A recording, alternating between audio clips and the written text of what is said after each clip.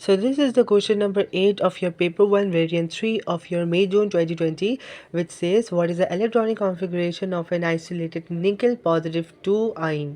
यानी कि कैटाइन है, एक निकल है, ठीक है। अब आपको पीरियोडिक टेबल से निकल का इलेक्ट्रॉन नंबर 28 गिवन होगा, और क्योंकि पॉजिटिव 2 आइन है, इसका मतलब इसने जो है वो 2 इलेक्ट्रॉन्स दिए हुए हैं, इसका मतलब 26 ओवरऑल इलेक्ट्रॉन्स अब इसके पास रिमेनिंग है।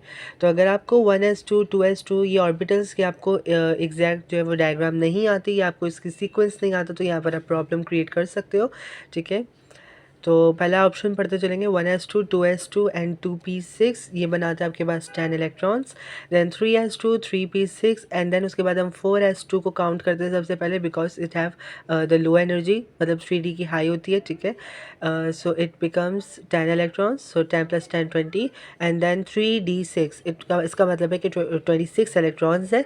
लेकिन एक बात यहाँ पर समझने की ये है कि हमारे पास जो फोर्थ ऑर्बिटल है, हमें ये बात याद रखना है कि जो फोर्थ ऑर्बिटल है उसमें कोई भी इलेक्ट्रॉन नहीं होगा।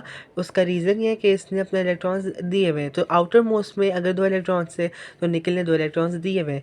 सेम अगर आप इसका ऑप्शन बी पढ़ोगे तो 1s2 2s2 2p6 it's 10 electrons, then 3s2 3p6 and 4s1 it is 9 electrons. फिर उसके बाद आप 3d7, तो d के अंदर तो हमारे पास 10 ऑर्बिटल 10 इलेक्ट्रॉन्स आते हैं।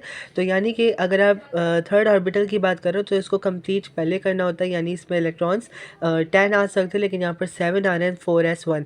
आउटर मोस्ट में एक भी इलेक्ट्रॉन नहीं आ सकता यहाँ पर, क्योंकि फोर्थ शेल होगा ही नहीं, फोर्थ ऑर्बिटल नहीं होगा, बिकॉज 3d में ही सारे आ जाएंगे।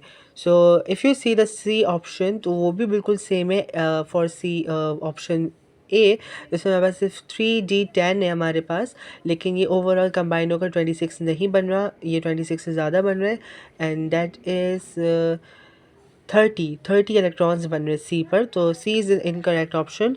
अब अगर हम डी की तरफ देखेंगे तो 1s2 2s2 2p6, ये हो गए 10 इलेक्ट्रॉन्स, दैन 3s2 3p6, ये हो गए हमारे पास 8 इलेक्ट्रॉन्स, ठीक है। तो overall 18 electrons. Now if you count the 3d3 3d8, ठीक है। अब यहाँ पर क्या हो रहा है कि इलेक्ट्रॉन्स अगर आप काउंट करोगे ओवरऑल तो ये होगा 26 electrons, and there is no 4s electron, 4s orbital.